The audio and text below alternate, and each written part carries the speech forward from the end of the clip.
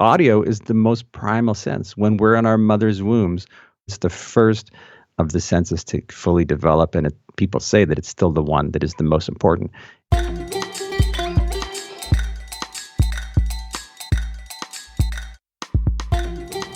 Podcast Junkies, episode 120.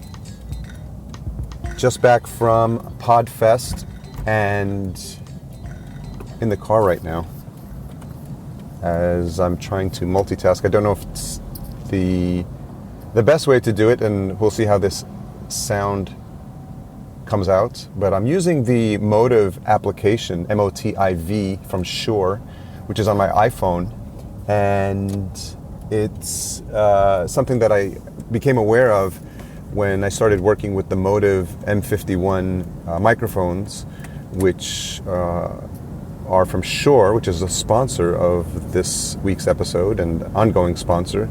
And I'm eternally grateful to them for that. So I get to play with all this great equipment and test it out for your benefit to see if it works. One thing I do want to clarify is that although I'm using the Shure Motive recording application on the iPhone, I'm actually recording this with my earbuds. So I think what I want to try and do is simulate environments that podcasters may find themselves in. And I think for those of you that are doing an amazing job of being consistent with your approach, I think we have to keep in mind that perfect is the enemy of done. So we need to make sure we can always move forward, and sometimes we just need to, for something like an intro, I think, in my opinion, it's if the quality is good in your interview, then you should, and your community knows that you're well intentioned, and this is not something that's always going to happen. I think it's okay to get something out there recorded and take advantage of the fact that you could be on the road, or you could be traveling like I've been for the past 3 weeks. And I think I'm going to be thinking of that more often. And I think in the past I've tried to wait until I was in the hotel room, or wait till I had some time at the end of the day of a conference. And for those of you that have been at conferences, especially podcasting conferences, when you're around your peeps, it is not easy. So this is just to clarify, it's being recorded with my earbuds into the Motive app, and I may make sure that I have the M51 in the car, because I want you to experience what it'd be like and make your own decisions and decide whether that's a setup that might make sense for you. Before I get too far ahead, I'd like to welcome you to Podcast Junkies, weekly episodes with interesting podcasters, a whole handful of whom I met this past weekend at Podfest in Florida. What a fantastic conference. I'll probably get into more detail there, but in short, let me just say it's one of the most heartfelt conferences I've ever attended, and it just makes sense because it's run by Katie and Chris. Chris spearheads most of it, Krimitsos, and he just does a fantastic job. One of the things that stood out for me was the fact that he was wearing a badge that said attendee. And when asked about that, he said it's because I always want to experience the conference as an actual attendee. And he was actually learning stuff from the sessions too, which was an amazing mindset to have. And it's something that we can all relate to, because if anything you do in life, and especially if you're a podcaster, you always want to put yourself in the seat of your listener and get a feel for what it's like to consume your show. That's why you should always, if you're podcasting, be consuming your episodes, listening to your episodes, even after they've launched. I usually hear it during the recording, obviously, and then sometimes during the edit, and always I have it in my podcast player, and I have it in multiple podcast players, because not only do you want to hear what it sounds like and appreciate it as a listener, but you also want to experience what the interface is like on apps like Overcast, on the iTunes player, this new one that I'm trying out, Satchel Player, which I was honored enough to meet Bo and the team there, and they've got an interesting player that actually supports donations for your podcast directly on the app. Listeners can actually click on a button that says support, and which is fantastic. And I think it's something that I'm going to be digging into a bit more. So in case you missed last week's episode, which seems like eons ago, it was great to talk to the Language of Bromance duo and really get an understanding of what it was that made them tick, and that it wasn't just a podcast that they had created to just have fun and be silly on the microphone, but the underlying theme was this idea of friendship and connecting as friendship, which really resonated with me. I've got a couple of other co-hosted podcasts coming up, and I think that you're going to see that as a overarching theme. I have a husband and wife team coming up soon as well. More on that later. This week I speak to Keith Tomasek. Keith has an interestingly titled show called The Inadequate Life, and we connected at a couple of podcast movements, and as is always the case, I love having in-depth conversations that I then want to continue on this show. He's a fantastic interviewer. As I was listening through the episode again, it was I actually caught things that I for some reason didn't hit home as much as they should have when I was listening to it, and maybe that just speaks to me laser focusing in even more in terms of my attention and making sure that I'm always catching everything that's being said, because he really had some amazing gems. He's just a brilliant interviewer. We talked about what approach he takes when he's conducting interviews, and always from the mind of a student, always listening, learning, and trying to improve himself, which is something that we should all strive towards. We talked a little bit about some personal things. He gets into having what it's like to have Crohn's disease and how he's been able to navigate through life with that, and some other fun tidbits about the class that he taught, where he wore the Podcast Junkies t-shirt. He taught a class on podcasting. So I really like this conversation. It's a bit longer than usual, so just be patient. There's a lot of really good gems here if you listen throughout. And as always, at the end of the episode, the retention hashtag will be the way that I double check to see who my super fans are that are listening to the end of the show. If you're new to the show, then that's something new. That's not something new. That's something that I create. It's a hashtag that's only broadcast or I only let people know about it at the end of the episode, and then you can tweet about it and tag both me and the guest. There's an interesting bit towards the end as we're wrapping up that gets into some of the training I'm doing around how to be a better speaker. And I initially was going to cut it out, but then we wrapped it back into how this relates to podcasting.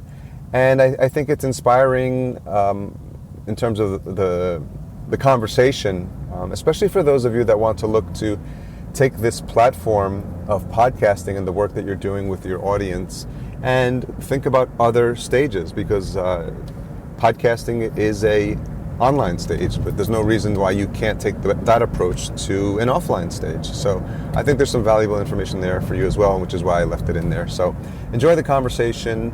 And I also want to thank Podbeam.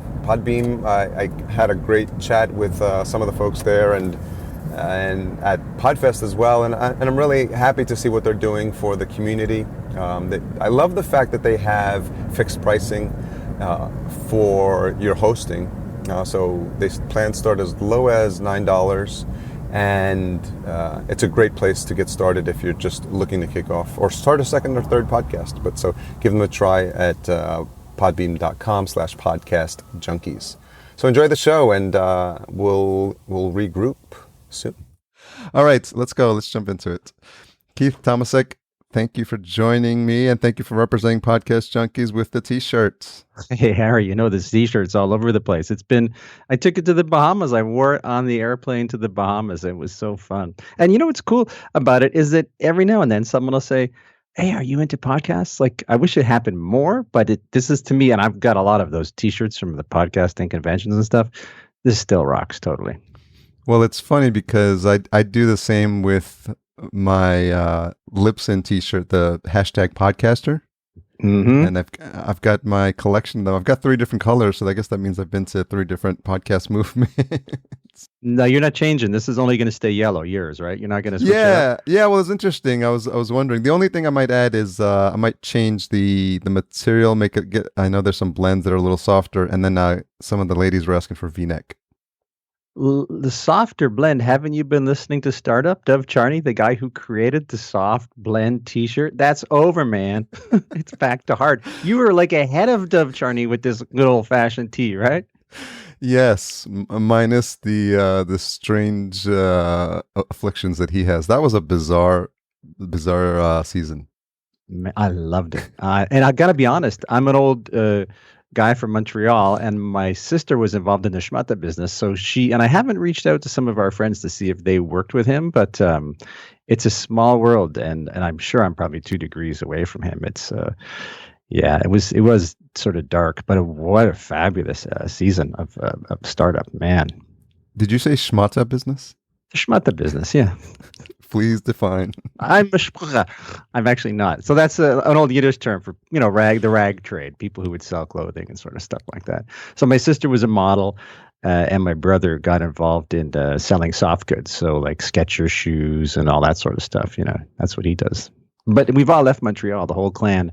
There's 4. I've got 4 siblings in Montreal. I don't know if you know this, but back in the 70s, there was this huge political force in the French Canadians who founded Montreal, but were basically persecuted by the Anglophones, sort of took over, and a lot of English people got scared and left. Do you have a Jewish background? No. Well, no. My mother is Dutch. My dad's Czech, Eastern European. So there's probably some Eastern European Jewish blood, but no, not at all. We sort of grew up agnostic. Hey, the other thing I was going to tell you about the shirt was I wore it. I think I sent you this picture. I wore it. I taught a class at the University of Western Ontario here.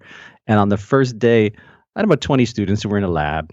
And I'm like, come on, we're going to do a selfie. And I didn't think anything of it. So I took a selfie and I put it up. And like in one of the second or third last classes, one of the students came up to me and said, "That was so cool. I couldn't believe it. A professor took a selfie. All the other students couldn't believe it." And it was nice because I had the shirt and I had all the young students.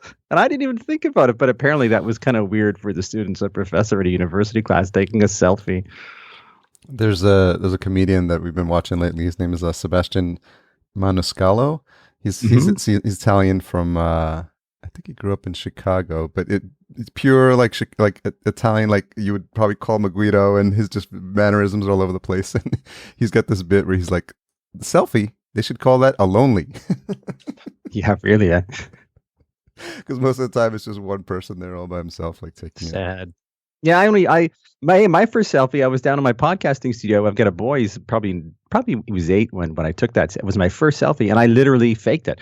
I stuck out my arm like I was taking a selfie, and he stood there and took the picture for me because I had to get my head around it. But I knew because I'm surrounded by young people, I have to get into this world of selfies. So anyway, now I can actually do a selfie by myself. So how did the class go? Good question. It was, we always hate each other. And I mean, I tend to give myself a hard time. During the class, I was afraid that I hadn't given them enough technical training because I really like to focus on storytelling. My background is journalism and filmmaking. And I think that's the most important thing. I think if you don't have a good story to share with people on your podcast, you can have all the great technical stuff. You can have a great mic and great editing.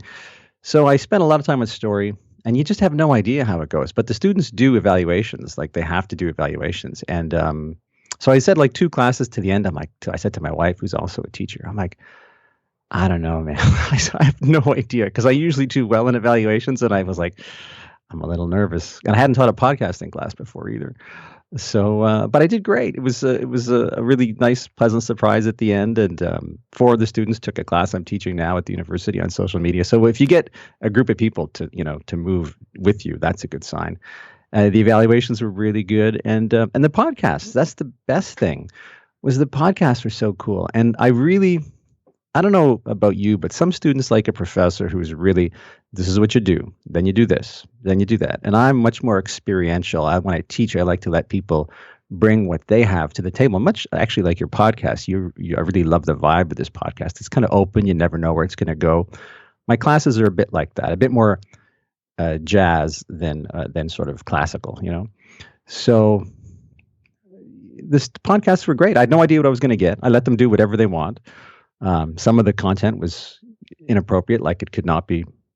The university wouldn't let me put it up on air because the students were telling these, drunken stories, but with a purpose. And there was a really good podcast about. It was all designed for people. I forget what it was called, but it was all for people who'd worked in minimum wage jobs in the serving industry.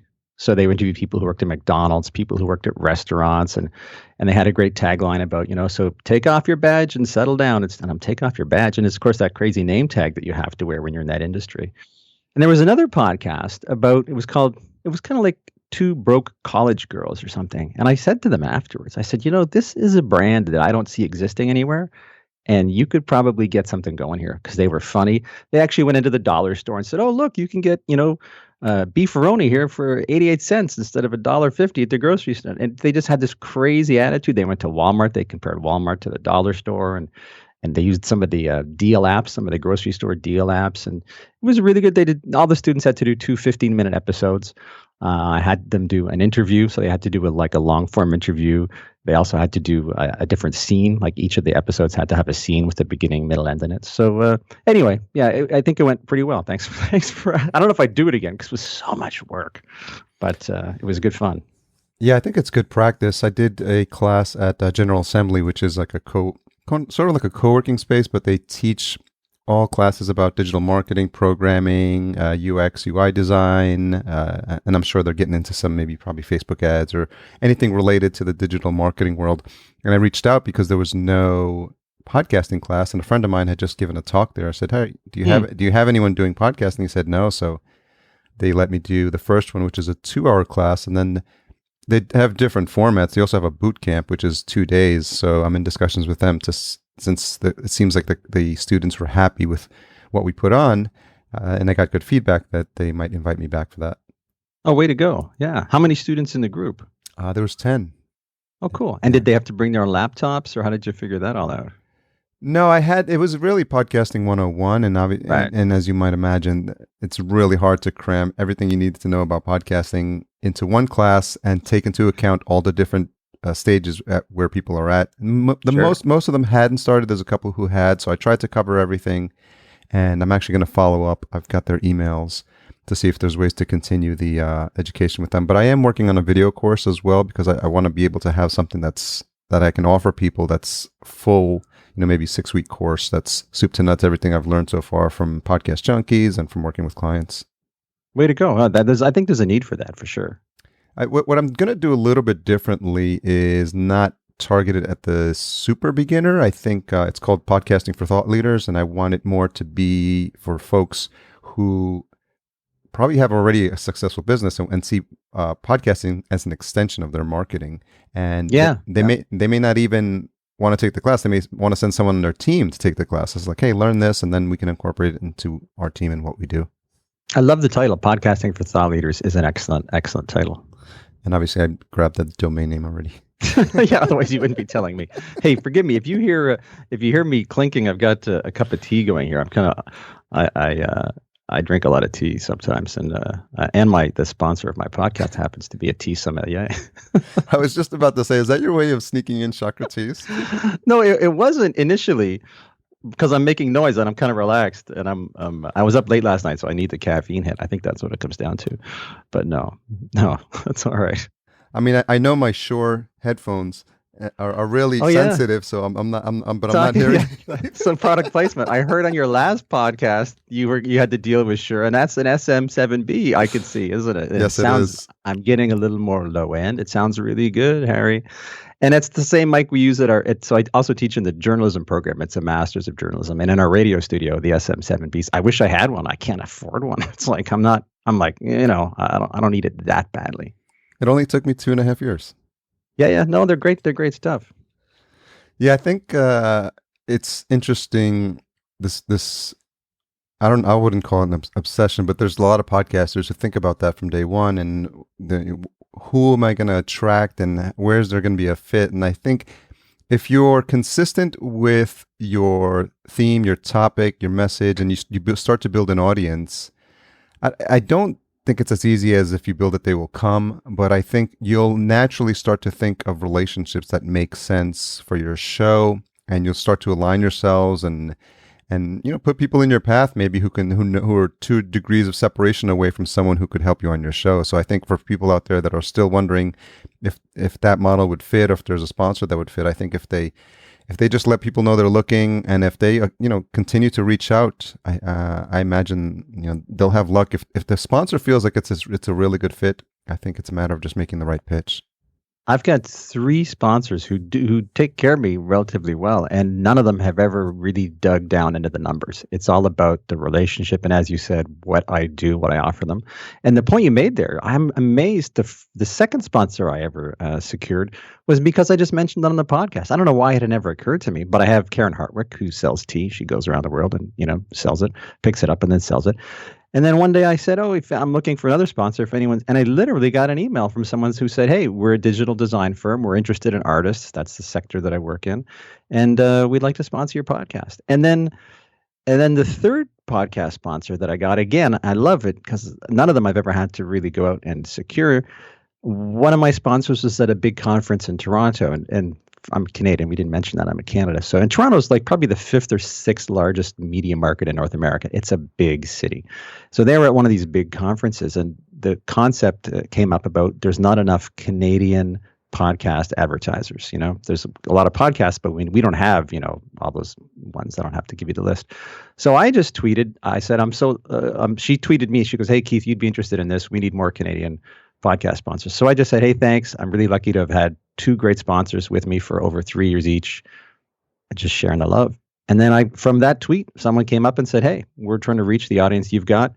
Let's talk. And I secured them as a sponsor too. So yeah, like just being open to those kind of experiences and letting people, and I didn't have numbers. Like the first time I got a podcast sponsor, it was this woman who sells tea. I buy tea from her. I mean, there are a lot. It's like a drug dealer basically, but it's legal, right? So I thought she was pretty cool, and she had a really progressive thinking business. She makes teas based on your chakras. And I said, hey, I'm starting a podcast. Do you want to sponsor it? And she goes, sure. How much? Harry, I hadn't even got that far. I had no idea, but I've learned enough that you always have to be ready to close. Like if someone says they're going to give you money, you have to be ready to take that money. Don't get back to them. Like there's some energy there. So all I could think of was, wow, I'd really like the SM7, the Zoom, SM7 or SM6, whatever that is.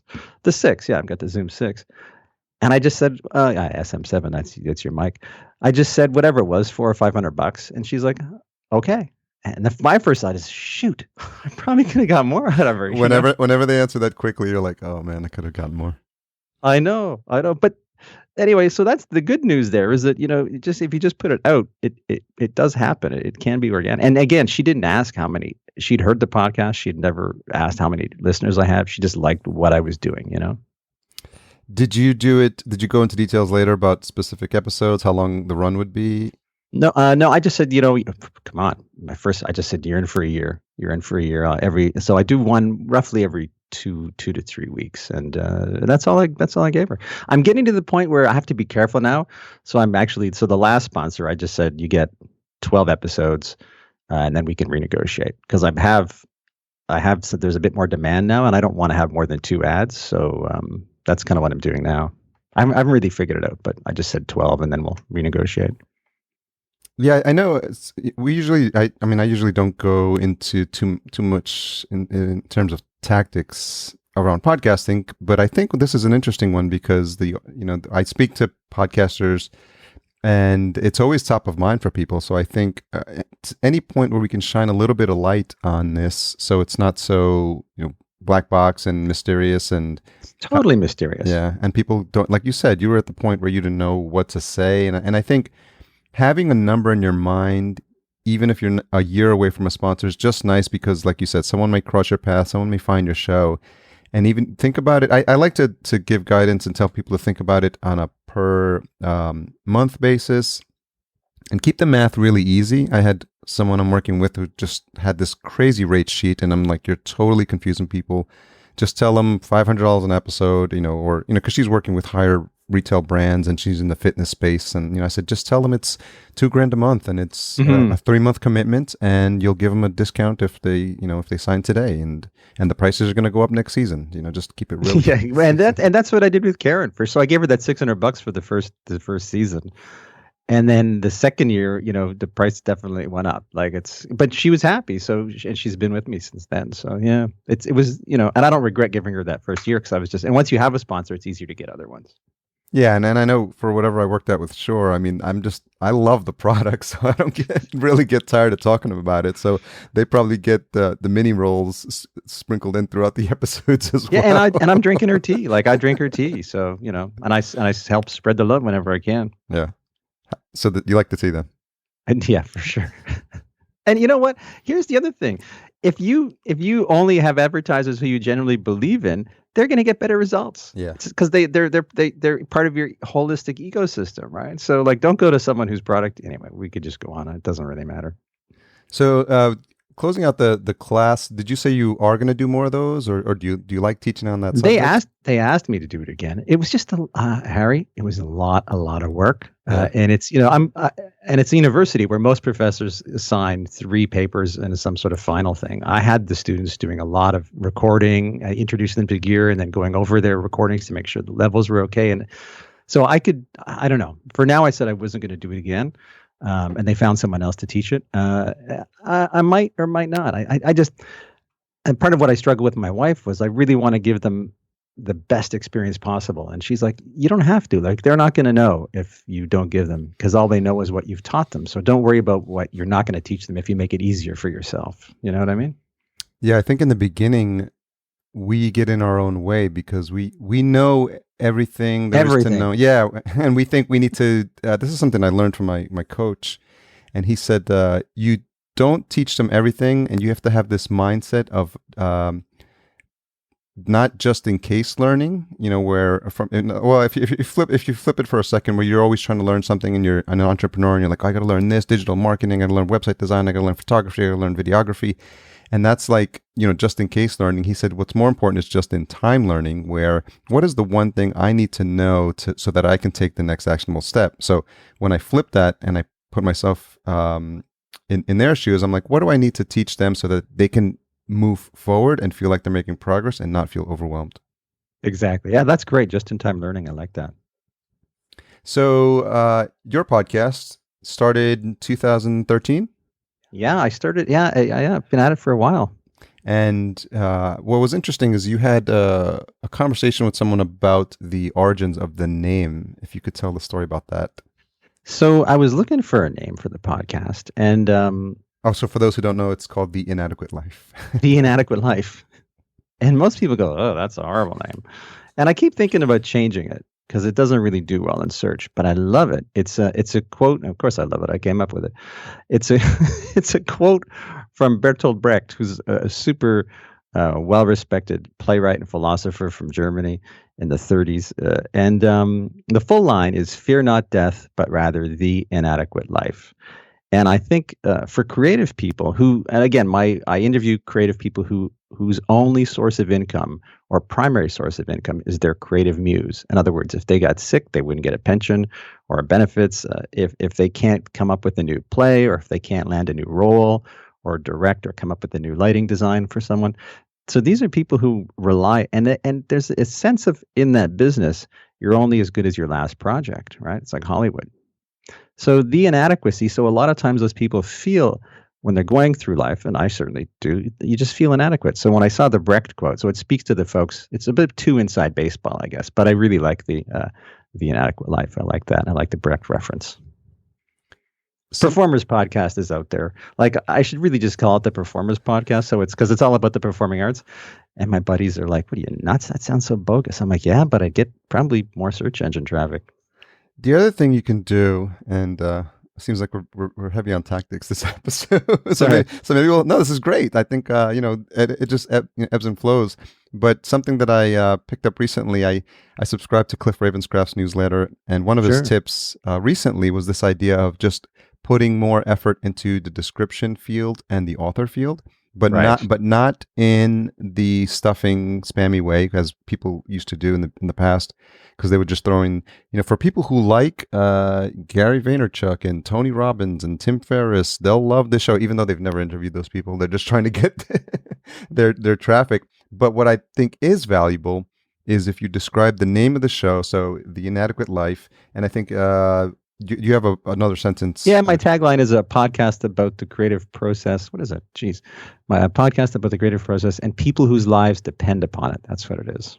So the only suggestion there would be to maybe tweak it in a way to and replace some of those words with something that people would actually be searching for. Right, like performing arts. Yeah, performing. And then you could say in your title, you could say Keith Tomasek, professor, podcast host. So you can find a way to use some of that to put on what it is you do.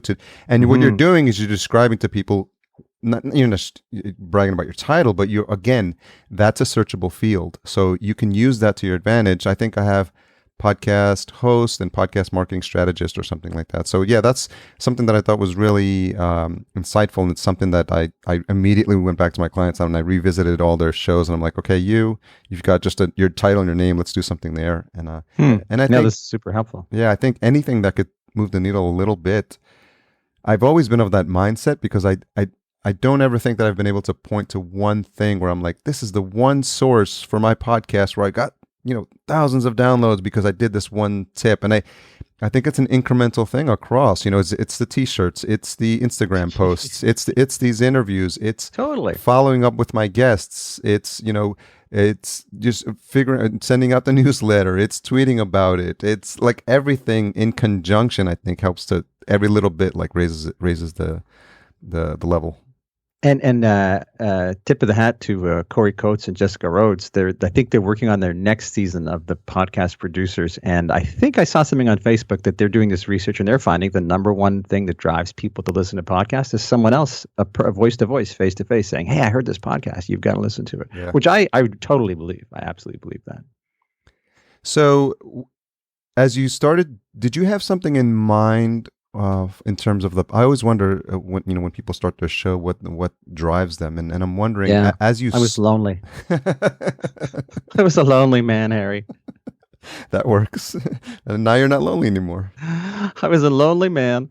I moved away from big city. I used to work in Toronto. I was a TV producer and did all kinds of things at film, and I kind of left it all for a couple of reasons. And one of them was I wanted to start a family, and I couldn't imagine. I grew up in a small town, and I couldn't imagine myself starting a family. And I lived like right downtown. My apartment was the size of this little bedroom that I'm in now. Anyway. So I came to London, Ontario. I'm in between Detroit and Toronto, 2 hours from either one. And I was going literally going crazy because I didn't have my tribe. I was away from my tribe. So one of the things I did was I just said, hey, I'm going to do this podcast and talk to theater people and performing artists. And I was also really inspired by Marc Maron, like, the comedian, Marc Maron, that guy. Yeah, that guy. So in the 90s, the guy who uses this mic?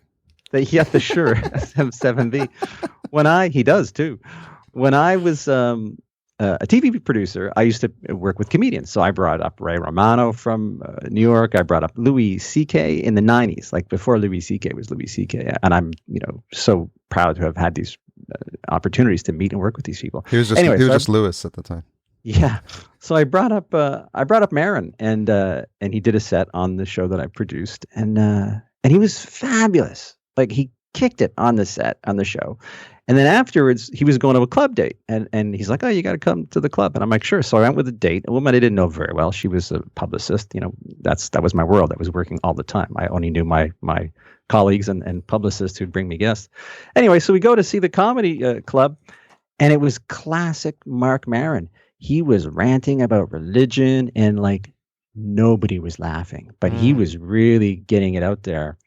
And I was dying laughing because I loved it. When you've been exposed to comedy, all of a sudden your barometer really changes. So I was just pissing myself laughing. And this poor woman, I'm like, well, I guess she's off my list because I really like a woman with a sense of humor. That's part of the reason I married my wife. She's got a great sense of humor. Anyway, so I had this really good relationship with Maron. And then it kind of disappeared. I was in the Middle East and he was doing Air America. And then when he started doing the podcast, I tuned in right away. And I'm like, I could almost hear some of my middle-aged male angst in his. If you listen to the early ones, there's a lot of middle-aged male angst and self-discovery, and he was lost, and I kind of had that vibe too. So the podcast was a great chance for me to reconnect with my tribe, and it's haven't stopped because it's been a success. Do you have stories of relationships that have deepened as a result of the show? Like personal relationships with guests or something like that. Let me think off the top of my head. I kind of take that stuff for granted. Yeah. I mean, the biggest one would be Chilina Kennedy, who's currently starring as Carole King on Broadway in the Carole King story. So I interviewed her years ago on the podcast, and we had an immediate connection before she was a big deal on Broadway. And Broadway was just, like everyone I interviewed, they're on the stage, that she was interested in being there, but she was definitely not there. And then I just followed her career. And then I interviewed her just a little while ago, about 6 months ago, because I wanted to see the difference from the first time I interviewed her to now. And it's a fabulous interview with Chilina. And I was in touch with her at Christmas. I was going to take my wife up to New York to go and see her on Broadway because we haven't seen the Broadway show yet. And we didn't go. And it turns out now Chilina's coming back to Toronto, so we'll get to see her in Toronto. And so that's a great example of someone who was at that level that I was hoping to connect with and totally have. And we're Facebook friends. And, if I did a podcast episode with a woman who is, she's a company member. So she's not on stage. She's like an ensemble member.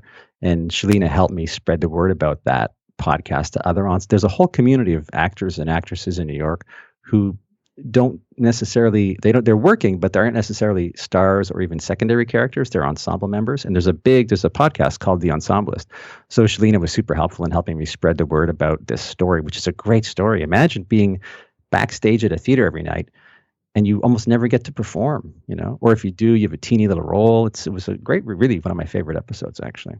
And her, there's another person. So I interviewed her once when she was a swing. So she wasn't even on stage. All she was doing was sit around and hope to get on. So in a whole season, she'd get on once or twice. But she'd know like 8 different parts. Then I interviewed her, Bethany Kovarik, 2 years later when she had a small part, but she was in a chorus line, and her role got cut at about a third of the play, or after the beginning. So again, she's not a full company member. This year, she's going to be her first year coming up at the Stratford Festival. It's going to be her first year on stage for the whole show, for the whole year. And I just helped her. She's applying for a green card to go work in New York as a dancer, and I helped her do that. So yeah, for sure, it's a good question. I kind of forgot about. That's just 2 examples of people that sort of I helped out and they helped me out. And it was an honor to help Bethany with her green card application. I mean, she's a fabulous dancer. You've got performing in your background as well. Yeah, I studied theater when I was a kid. I was never a great actor. I was a comedian and a magician when I was young. That was something that I was really drawn to. So I used to do birthday party magic and corporate gigs and all up until around my 20s, mid-20s or so. And then I started working as a TV producer. It's kind of made that shift. And now I have a little kid. So I did a magic show for his swimming pool. I did a show to raise some money in his when he was in grade 1. I do every now and then. I'll pull out some old tired tricks and do something. But yeah, I don't really perform much anymore. Do you find that there's a correlation between what you've learned, those skills, and how you've been able to translate them into podcasting? Yeah, it's all about holding an audience, right? It's all about, and the concept of a show, the beginning of a show, the end of a show, the middle of a show, where you're going. And to be honest, I'm a better show producer than I am a show host. In my career, as I worked in radio before I worked in TV, and I worked on popular radio programs, I would write a ton of this, a ton of content for radio hosts and interviews. And now that I'm doing my own, I'm only at episode number 63, and I still haven't figured out my own voice, if you will. It's still a work in progress to figure out what do I have to say. And that's what Maron is so good at, Marc Maron. He's got such a strong voice. You know who he is, his life. So I'm still trying to figure that out. It's hard. It's easier for me to produce someone else's stuff than it is for me to do my own.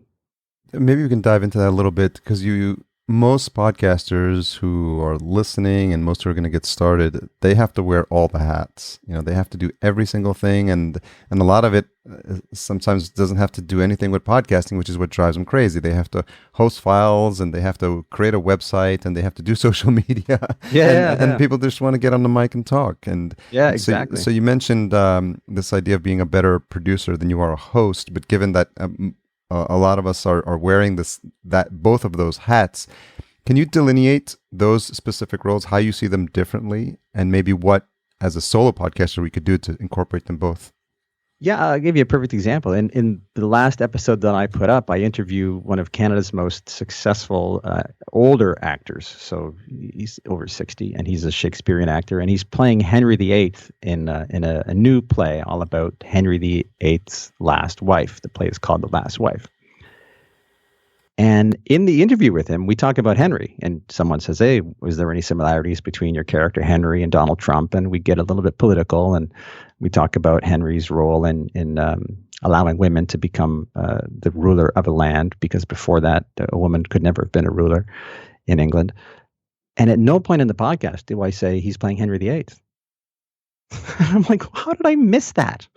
Like I said, I'm doing an interview with this guy. He's playing this play.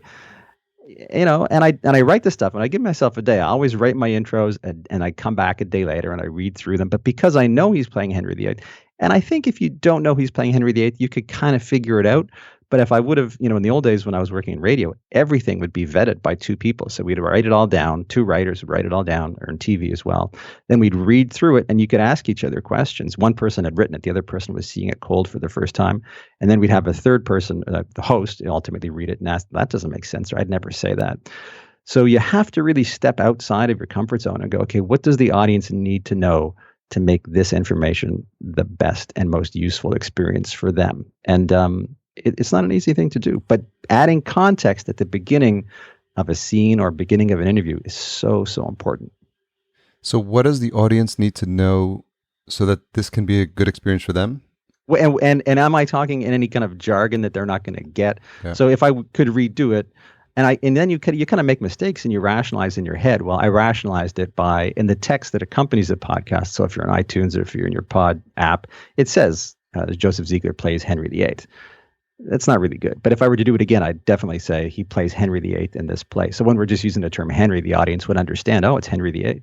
We get so concerned about, sometimes getting it out there, or not focused, or even if you're getting started, you just have your stock questions and you want to just race through them, and every podcaster in the beginning works through that. But I think we should always be looking for ways to try to improve.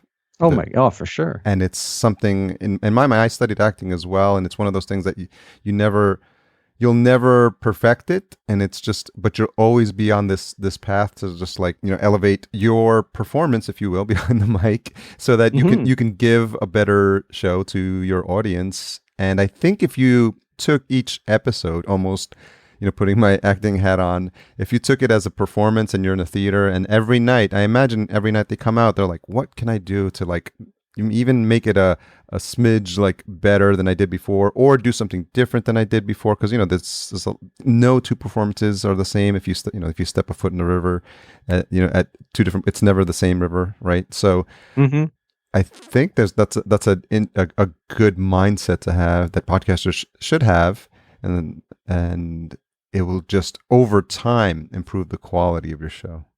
Yeah, really try to add, before you get to whatever it is. I'm just talking about for interview, scenes like the startup podcast. It's a whole different vibe.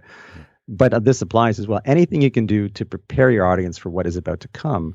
And even in the questions, sometimes you'll ask a question, you can ask a question and you can preface the question with a fact that's going to help give the answer some context. You're an American actor. What was it like the first time you played Willy Loman? It's a great American story, but we're in Canada. So if I would have just said, what was it like to play Willy Loman? My audience might not have known he's an American, and they might not have appreciated how being an American informed his approach to the text. So, and you can do that. You're a stockbroker. There's different kinds of. You're a value stockbroker. If you just find the right adjectives and right sort of clauses before you get to the question, you can make it much more approachable and useful for the audience, for sure. Yeah, I think it's this mindset of the eternal student, right? Oh yeah, yeah, and the curiosity, and never be embarrassed to ask a question. Like there's no dumb questions. Never be embarrassed, because if your question is basic and simple, it's probably a question that the audience has as well, and you're probably, I mean, your job is really to be vicariously the person asking the questions for the person at home who's listening. So if you have a question, and don't hesitate to be really simple and be like really basic with the questions initially, or at any point in the interview where that needs to actually happen. If you're doing a reset, you get to the point and you're finished the first segment. Now we're going to talk about your personal life versus your professional life. Okay, let's talk about your personal life and one or two lines that you have up your sleeve to set that up, and then away you go. How have you found over time that you've improved as a host? Oh man, I have to shut up a lot more still. It's so hard for me when I'm part of the way I get stuff out of people is because I do get good stuff out of people. That's why I was successful on TV, is by egging them on with my okay, wow, like I'll be really present, and that's great when you're talking to someone, just if it's the two of you, but there's an audience there, it kind of becomes annoying to the audience. So I'm really trying to find a balance between staying silent when someone is answering a question and giving them the verbal cues, because most of the interviews I do face to face, or I try to do as many as I can face to face. Just giving those cues to sort of keep going, tell me more, and just staying silent, waiting after they say the answer. You just hang back because they might say something else, and just let that be comfortable with that blank space is really super important.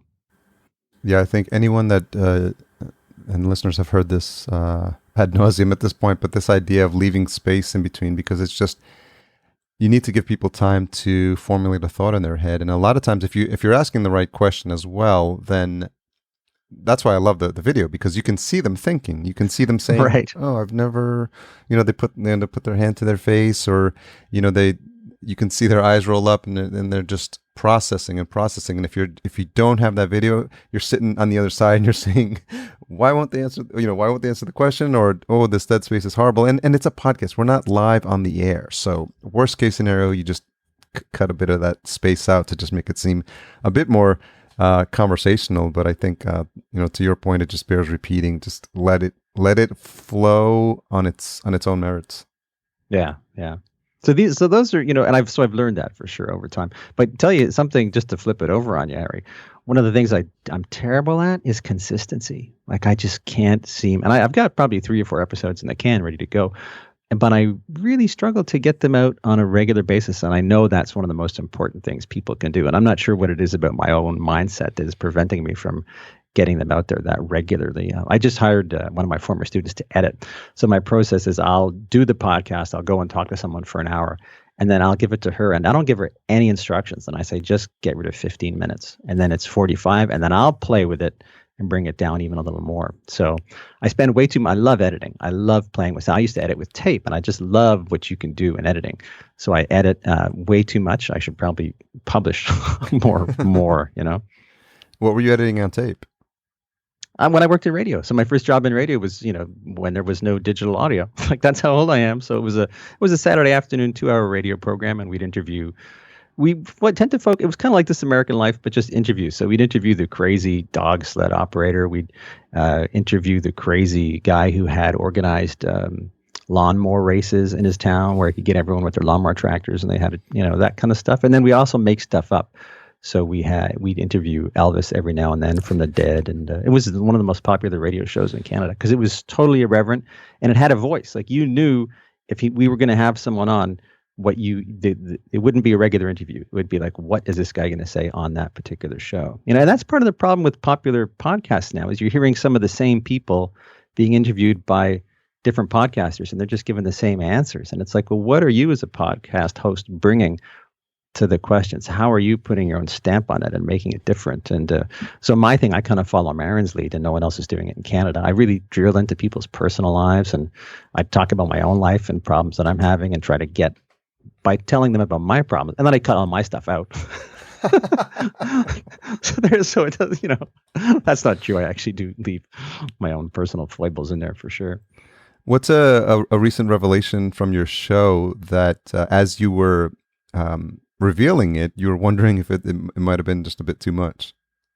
Yeah, I have Crohn's disease. I've Crohn's disease, like, is an inflammatory bowel condition. I've had it since I was 16.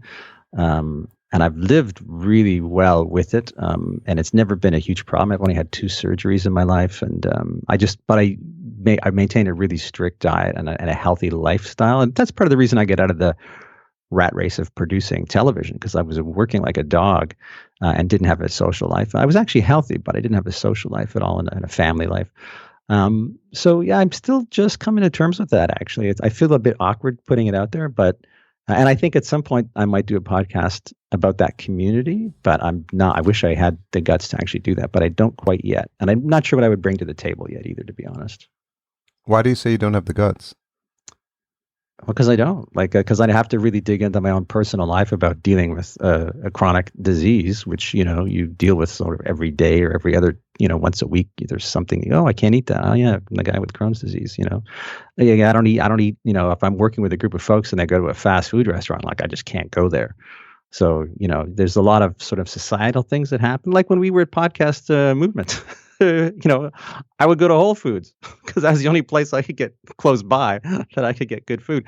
But I'll tell you, I met one of the greatest people there because we were at one of the sessions, and he had a Whole Foods drink, and I'm like, "There's a Whole Foods around here?" Because that's my mecca. Yeah. And he's like, "Yeah." So we actually became friends because of our interest in healthy eating. So it works both ways, right?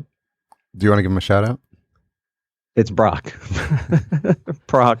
Hey, Brock. Brock Skywalker. He's a podcast. I'm not going to say who he produces for. He produces a really, like, a podcast that gets millions of downloads a month. And yeah, he came into my class via Skype and did I had the students do some work, and he sort of evaluated it, and it was a great session, actually. Talk about a great stage name. Brock Skywalker. So you mentioned something about this discussion about Crohn's and this idea that it's like societally like not appropriate for people to discuss things.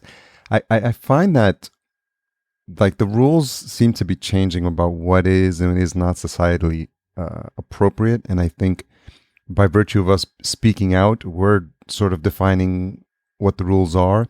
And who made these rules up? Like, who said we can't talk about this stuff? Who said we can't curse on a podcast? Who said, we can't talk about taboo topics? Because I think people are hungry to hear someone talk about something that's relative to them, that they can connect with, that speaks to the challenges they're having. And when they don't hear it, they have to go look for it and Google it and find it from some, semi-credible sources. And if it's someone that they've built a relationship with, and now they can, that's like another layer that they can connect with you as a human being. And I think that's the connection that's really forged, that's really solid, as opposed to just this surface, I know him and I'm a fan of Keith because I listened to his show. But no, now we have this other shared connection. I get this like visual of like a braid that just gets like connects you even on a deeper level.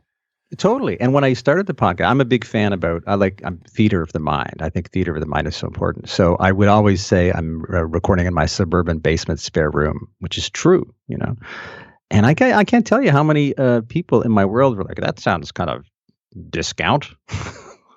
And I'm like, yeah, I am recording in my suburban basement spare room. So yeah, I kind of dropped it for a little while because I had to move. My mother-in-law moved in. So I did share that. Now, I was, around comedy a lot in my life, and I never understood mother-in-law jokes until I had one. That being said, and she's in our bedroom now. So my wife and I moved in their house. We rearranged our whole house so we could have our mother. And she's a wonderful woman, and she's been great for our son and just for our lives. But I had to move out of which I had set up as my podcast studio. So this room I'm in now is a mess, and I'm in the process of fixing it up. So it's kind of cool. I get to start over again. But yeah, that was part of the life that I do talk about online. My mother-in-law coming to join us. Was there ever a time in any of the episodes where things got a little emotional on either side? Yeah, that's funny. I cried, like, for sure. Yeah, there's an episode with Chilina Kennedy. Chilina is holds one of the highest positions in the arts in Canada. She's the theater director at the National Arts Centre in the capital in Ottawa. And she had done a production of The Diary of Anne Frank. And my father escaped the communists in Czechoslovakia, and my mother, like her street was bombed in World War II. She was okay. And yeah, as Jillian talked about how she had brought in a survivor from Germany, it gets really, because this guy who survived World War II talks to the actors about what it was like to be in World War II. And one of the things that I always remember in the podcast is the first thing he did when he met the cast, he goes like, who plays Anne Frank? And then the girl says, I do. And he says, in the play, you believe that all people are good. I can tell you that's not true. And it just like floored everybody, right? Anyway, so and more comes out in that podcast. And yeah, she was almost crying and I was almost crying. It was really moving. I'm getting chills just thinking about it now. Like seriously, it was that. And the play, I mean, the Diary of Anne Frank, the production we saw was so evocative and so beautiful.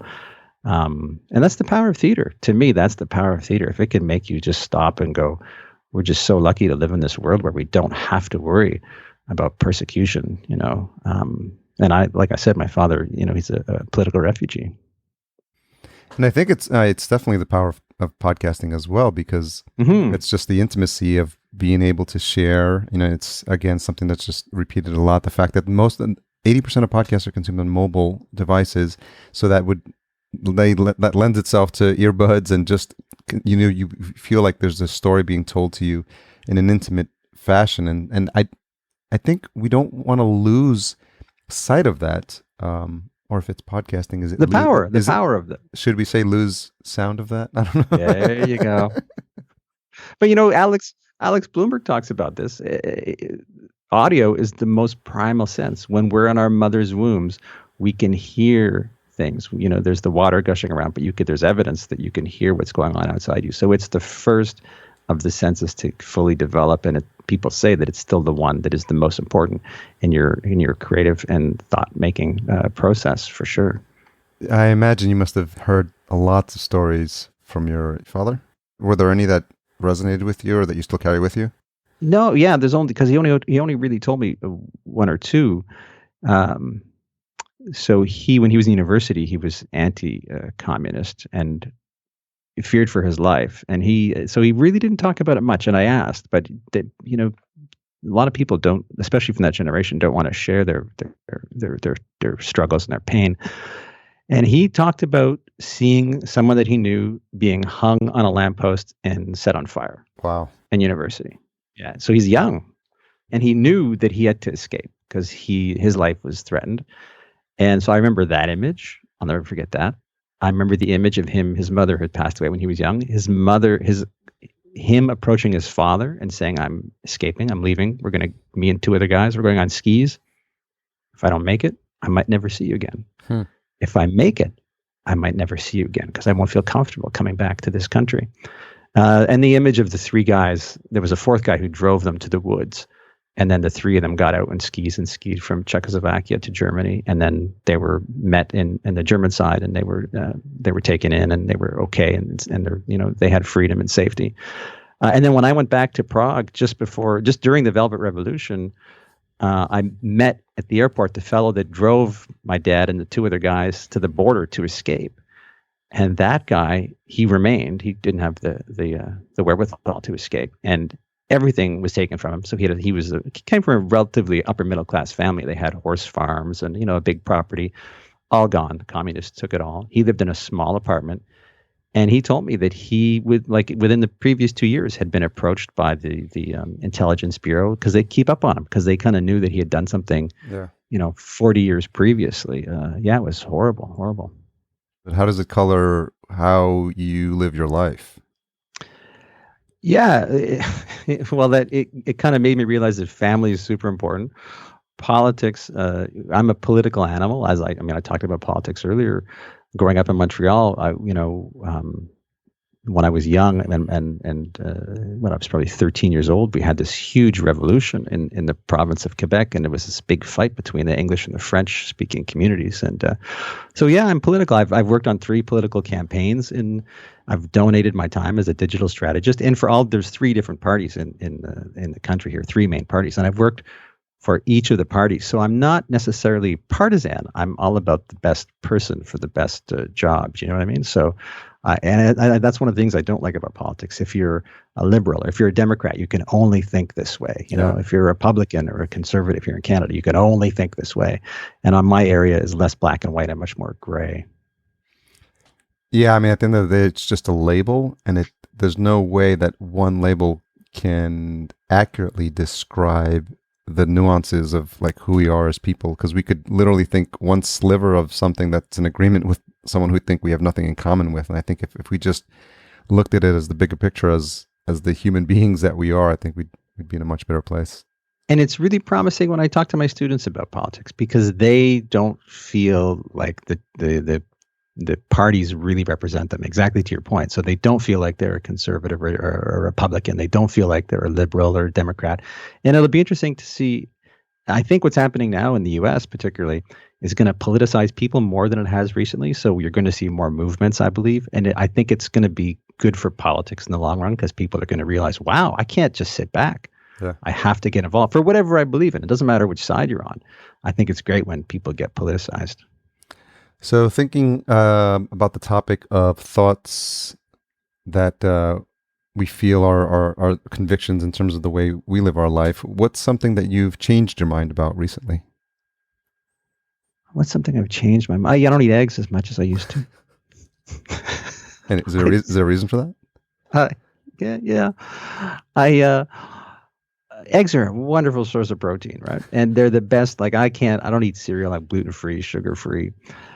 So from all my life, most of my life, I've had about 2 or 3 eggs every morning in an omelet, sometimes with cheese. And I go see my doctor, and she's like, "Wow, you've got the best cholesterol in the office. What are you doing?" And there's this whole myth about eggs and cholesterol. But more recently, I became a little bit concerned about prostate cancer, because I'm a guy growing old, and there's some research that says there's a relationship between eggs and prostate cancer. I haven't dug deep into it enough. But anything that you eat every day is probably not good. So I'm cutting back I cut way back on the eggs, and I'm doing more of the fruit smoothies in the morning, which I'm kind of getting used to. But I really like, what I missed? This is now you're getting weird with me.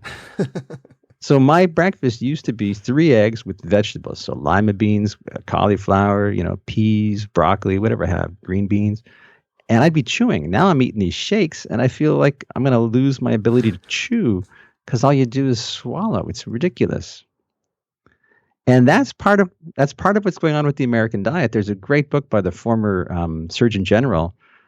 What is it called? Salt, Fat, Sugar, or something like that. And he talks about how fast food has changed the amount of chewing that Americans do, because people are lazy now. People don't like chewing. So the fast food and processed food companies are trying to make food softer, so there's less chewing. We're just not used to chewing. So when I made that shift over to this morning ritual of these shakes, which are full of fiber and protein, but I don't have to. It was a really like, wow, this is bizarre. I'm not chewing as much as I used to. This is way too much information, Harry. This is like, who cares about chewing? But it's just one of the wonderful paths we take on this show. Well, yeah, I myself, I eat eggs every day, almost every day, and they're the best thing. Yeah. Eggs are so good for you. What I've started to do is actually invest in higher quality eggs. You got to. And you really notice, like, we have a farmer's market that comes here every Tuesday and Saturday, and the eggs that we buy there, they're like $6, maybe $7 a dozen. But I think at this point, it's all about having an abundance mindset and this feeling of like, I'm doing something that's good for the farmers. And when you crack open that egg and you see that yolk, you know immediately it's something better, because it's like the T-shirt. It's so bright orange that you're like, wow, this is what an egg is supposed to look like. It's supposed to look, and it's flavorful. Like that's the other thing. When you buy, it costs more, but you're supporting your local community, and you're actually getting better flavor. So you can actually use less of them. I remember when I made that shift to the $6 eggs too, and you get your head around it. You go, well, that's almost twice as much, but it tastes so much better. And so I've cut, not because of the cost, but just because of the health thing. I've tried to cut back a little bit. The other thing with the organic eggs is you're probably not getting antibiotics. Factory farmed eggs have antibiotics in them. And if you're eating a lot of eggs, you're going to get the antibiotics. If you're eating the organic local stuff, chances are you're not getting the antibiotics. So that's way better for you. See, this all comes from me having Crohn's disease. I spent a lot of time learning about food. And comes from me asking what you've changed your mind about recently. Yeah, very good. And this you're doing really well. Usually when I have interviews, I end up asking a lot of questions. So you've been doing a great job of, go ahead. I'm trying to keep you on your heels here.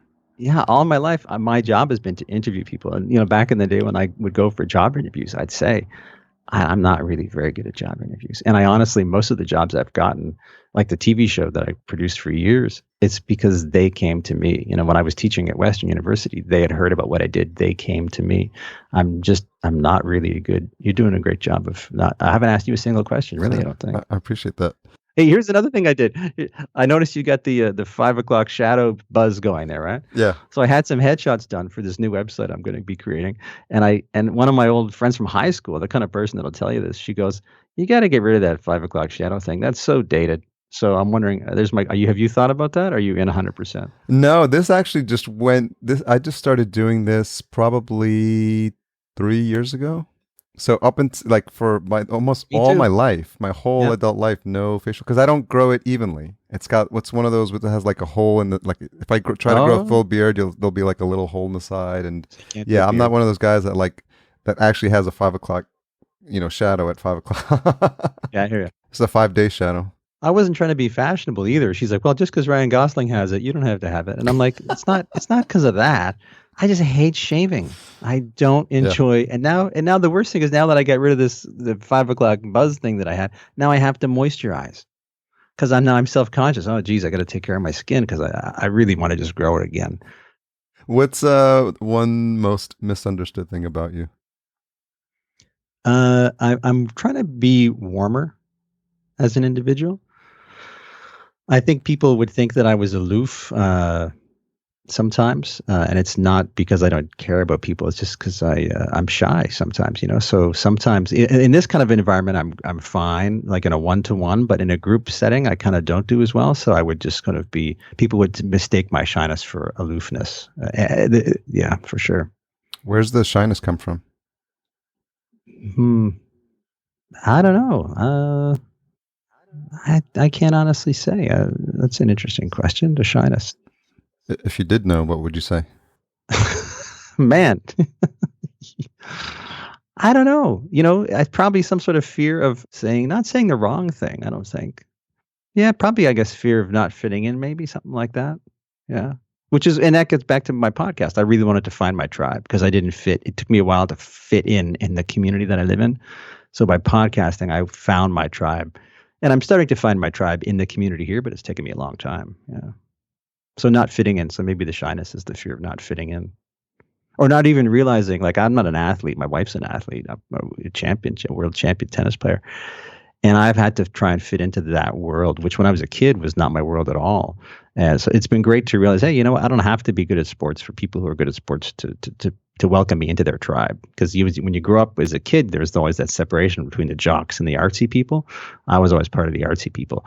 Now I can get into the world of jocks, and who cares? I'm totally good with it. Although my wife did give me a pair of sweatpants that were $75. And I'm like, who spends $75 on sweatpants? I kept the tag on because I was going to make her take them back. And she's finally like, take off the tag and wear the damn sweatpants.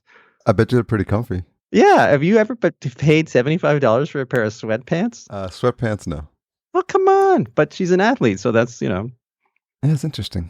That belief that you had or that view of those, that world, that schism that exists between the jocks and the, it's classic. It's super classic. Yeah.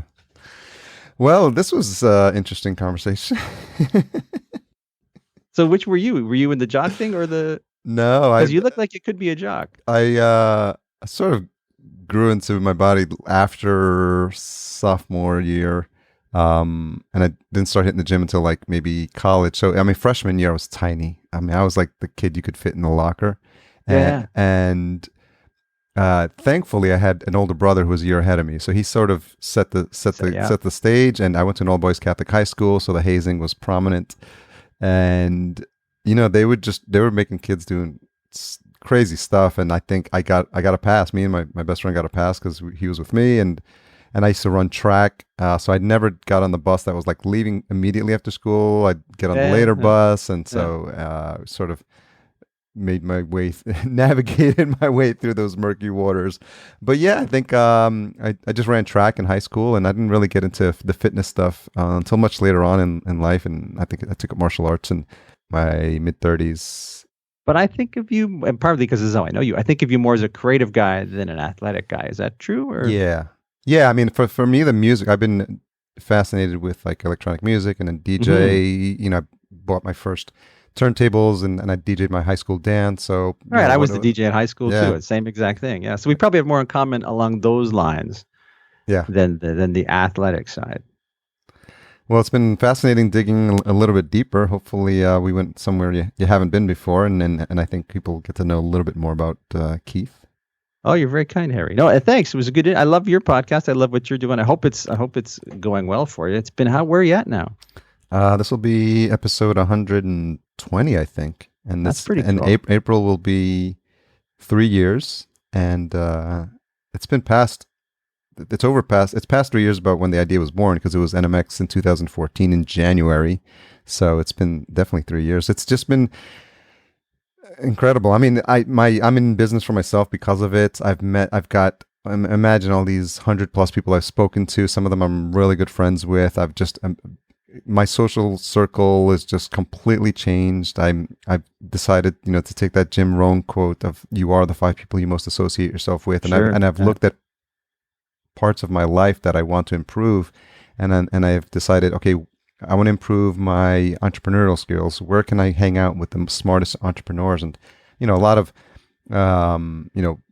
trying trial and error and finding programs and spending the equivalent of probably an MBA on digital marketing courses and then trips and conferences, and eventually just finding my home. And I've been able to find a couple of tribes, with the podcasting, a lot of peers who are doing the same thing, and in the entrepreneurial space, people who run 6 and 7 figure, businesses online that I did not know existed, that I didn't even think was possible when I was sitting in my cubicle, and it's just transformed the way I think. Sitting in my cubicle. I had one of the best cubicles in Toronto when I worked in America Online, and I didn't even know it. I had a corner cubicle with glass windows on both sides, and I remember I was new to that world, and people would walk by and go, "How come you got the vent?" And I had no idea. But hey, here's what I want to ask you, and we'll let you go. But this is important to me because I'm up in front of people talking. I've been teaching forever, and before that I was doing comedy and stuff.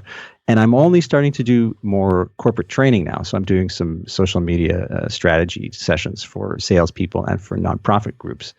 And I heard you mention on the podcast that you went for some training. And I'm really curious what you got out of that. And was it full value? Do you know what I mean? Because I'd love to have that experience, I think. Yeah. So I went to a conference called Advance Your Reach. It's run by Pete Vargas, and it's one of those big conferences, a couple hundred people, and they talk through. It was 3 days, 3.5 days. It was long, and they covered different modules, aspects of how to speak on stage, what you would say. They have this concept called the story braid, and you learned a lot there. But then there's an opportunity to go deeper, and you pay for some additional training. And so I really felt like 2017 was this idea. I always try to have a keyword every year in terms of my business. And 2017, the word that just kept popping to mind was scale. And I wanted to just, how do I do more with my message? And the idea of speaking is what came to mind. And so I signed up. There's several modules. The first one is about really refining what they call your proprietary process. And for me, I decided for me it was going to be a course. And so I was in Colorado Springs last week, 2-day intensive, just refining it. I know what I need to do. And then I've got 2 more modules coming up on actual story, what's called story, and the other one is called stage. And really, story is 2 days on refining your what you're going to say. I think they get it to a 5-minute version, but you really like how you hit the heart, how you hit the hand. It's like head, heart, hands, I think is a bit of how they teach. But it's one of those talks. There were a lot of those talks where you hear people talk, and for 5 minutes you're just absolutely riveted. It's one of those pin drop moments, and everyone's just totally focused on the speaker. And I'm seeing what's happening in the room, and I'm like, okay, if there's someone that can teach me how to do that, I want to learn, because I want to, just weave the story of how I got started and where I was. And at 30, I was sleeping on a couch wondering how the heck my life had ended up like that. So, there's these things, these snippets I can weave together. And then when you do that, then they help you with this other called Stage, and it's really just a whole marketing process of how you reach the speakers, how you tell people what it is you do, how you collect the names after speaking. And it's not all about the money, because people think, oh, I got to get paid for the gig. That literally, there's 4 or 5 levers they talk about when you speak, and the first is getting paid. And you could get paid $0 and still turn it into a $30,000-$40,000 return, because you have this stuff on the tail end, like your proprietary process that says, okay, here's how you. So it's a matter of like, how many names do you collect, and what's your mechanism for collecting names on the back end, and then how many do you convert, and then of those that you convert, how many do you get them to the course and or to the webinar, and if you get them to the webinar, how do you get them to the course? And so you just all these knobs that you can turn, and so it's a fascinating process, and hopefully you'll be seeing more of me in 2017. Well, good luck. I'm fascinated by that. I just did a speaking gig like 2 weeks ago, and it comes okay to me because I've been speaking forever in university, and I actually insisted on doing a post evaluation survey. So I used Survey Gizmo, sent out the evaluation, but I didn't get their email addresses. I let the guy that hired me send out the evaluation. So, and I can see, like, would you recommend this to a friend? Like 88% yes. Would you actually, no, 100% yes. Would you recommend this to your friend? Anyway, but I don't know. I can't leverage that yet. So I'm asking him, let's do another session, because I said, what would you like to learn about next time? Yeah. How to do a Facebook page for business, a couple of different things. And so I'm going to do another course, but then I'd love to follow up with you to see how to leverage those contacts to take them offline for the future. Yeah, there's a bunch of different ways. I think a lot of people think, well, if they're in front of an audience and the person or the host has told them that they're not allowed to pitch, there's different things you can do. You can encourage people to get a copy of the handout, or there's a worksheet, or there's something, or if you want this summarized, I've got a PDF where I got these 3 points summarized, and you get them to a URL that has your whatever you're using to collect mails. Just get them into in marketing speak, you get them into your funnel, and once they're there, then you can have the more long-term conversations with them. You can do much more in an email than you can with like a couple of minutes after a conference or exactly. So podcasters make that mistake as well at the end with their calls to action. They get too complicated, and they don't realize what we talked about earlier, that people are on mobile devices, and you try to send them to your Twitter page and to your Facebook and subscribe and rate and review. And rate and review is really not all it's cut out to be. I mean, from conversations I've had with people, it's really about subscribing within a short period of time. I've heard stories of people that have shot to the top of the rankings with one episode released, simply because tons of people were subscribing to that show. And I think if that's where podcasters focus their efforts in the beginnings of their show, I think they'd have much more better results. And I think just make the call to action really clear, and then continue and pick up the conversation in an email. Yeah. And I to your point, I don't talk about leave a rating and review as much on at all anymore on iTunes. And when I'm faced with, I was at a social event last night, and I approached 3 people that I knew would love the podcast. I just gave them a card. I said, I'm a podcaster. You're going to love this podcast because you're an actor, and I interview. So I'm doing way more of that face-to-face stuff that I wouldn't have done in the past. Anyway, Harry, I really appreciate being on your podcast. This is so much fun, and I hope to see you again at Podcast Movement, or when you come to Canada. Well, you were in Toronto a while ago, but I didn't get out to that. Yeah. Come next time. Let us know. Yes, I'll let you know, and I'll be more active. And I think in the Facebook group that I've created for Podcast Junkies, which is Podcast Junkies, is I try to just let people know what's going on, and it's the behind the scenes, and it's something I encourage all podcasters to do, to sort of find a vehicle with which to connect on a deeper level with your audience. And I think you'll find that you'll make new friendships that way as well, and that's where you can kind of share where, for the people who are interested, what's going on with you, and how the interview went, and what's coming up, and what you're struggling with, and what your dog is up to, which are all things that I share in those videos. Cool. Thanks, Harry. I really appreciated this. Where's the best place? I know you've got a lot of things going on, so the best place for folks to track you down? I just tell people to go to, I'm still a Twitter guy, @Festival Reviews. So that's my website, Stratford Festival Reviews, or @Festival Reviews is the Twitter handle. That's the best place to sort of find me, I think. Interestingly enough, we never even touched the festival aspect of it. Yeah, that's a whole other story, yeah. But maybe we'll have to do a part 2 where we dive deeper on that. Sure, anytime. All right. Thanks for your time. Thank you. So I'm going to record the outro the same way I did the intro. And it's the earbuds again into the Motive, MOTIV app. In case you're wondering why it sounds like that and why you can hear my clicker as I drive around. I really enjoyed the fact that Keith got specific about the things you can do to ensure that you're really, really connecting with your guests. And I like that idea about asking the question in a way that recognizes the experience that the guest has. So he said, as an American actor, what was it like to play Willy Loman?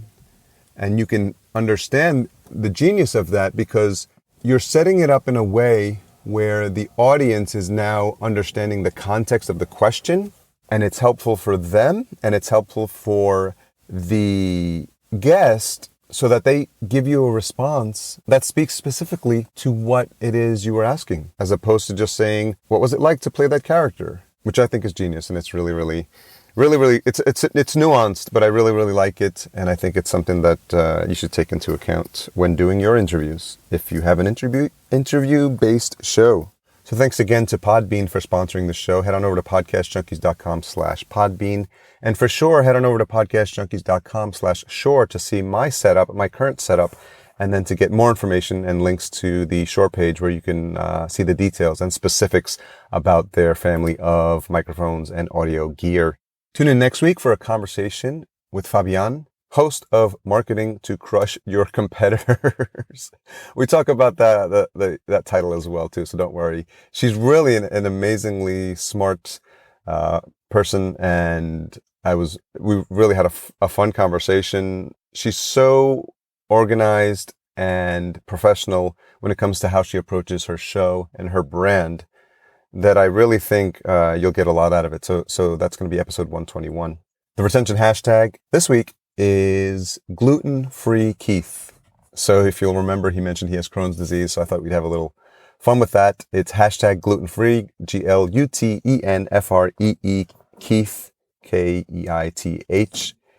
And his Twitter handle is Festival Reviews, which has nothing to do with what we addressed. And we didn't even get to that aspect of what he covers. But I mean, there's so much with Keith that we may actually have to have a different conversation on that topic. And our Twitter handle is podcast_junkies. So tag us both to let us know that you made it this far. Thanks again to Cedar and Soil for providing the intro and outro music. We are a proud member of Podcastica. Welcome again to A Face Project, our newest member of Podcastica. Head on over to podcastica.com for links to all the shows. A new website is in progress where we'll be a bit more engaging there and having pages for the feeds of the different show and more details about the hosts so you can see us all there in one spot. Thanks again for all the support you guys provide. Thanks again for your patience. I've been super motivated by the conference, by seeing what all the amazing podcasters are doing and how committed they are to their audiences. I was overwhelmed by the feeling of camaraderie and family, and I want to continue to use that and translate that back to you and to my audience, because without you, I wouldn't have a show, quite honestly, and it's as simple as that. So I'm thinking of Danny Penyan and the speech he gave, the talk he gave about the importance of community. His whole talk and the videos he showed were all about the importance of that, and I always will keep that in mind. Dave Jackson was showing up some slides about the pictures he has of his community on his wall, and those are a constant reminder of his fans. So all those little things just serve to remind me how important you are in my life, and I will continue to bring you interesting conversations with podcasters that motivate you, inspire you, and make you laugh, and sometimes make you cry, but at the end of the day, reveal a little bit more about this podcasting family and remind you why it is that I have these conversations and why we all do what we do. Have a fantastic week.